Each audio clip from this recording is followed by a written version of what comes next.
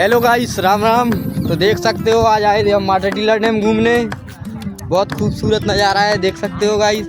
ये रहे हमारे दोस्त तीनों और ये रहा मैं। और देख सकते हो ये माटाटीला का डैम, गेट भी खुले हैं आज। 4 गेट खुले, बहुत सुंदर नज़ारा है। आज दिखाएंगे आपको मगर हम कैसे होते हैं। हमारे यहाँ बहुत बड़े बड़े मगरमच्छ रहते हैं। ठीक है गाइस, देखते हैं। तो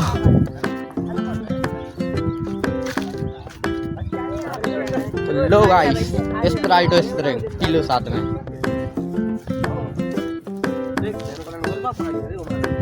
डूब गो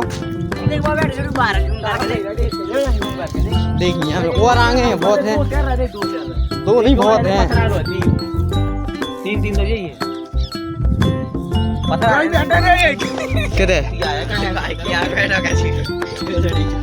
देखो गाइस, वो है एक, तो देख सकते हो, दिख रहा होगा आपको।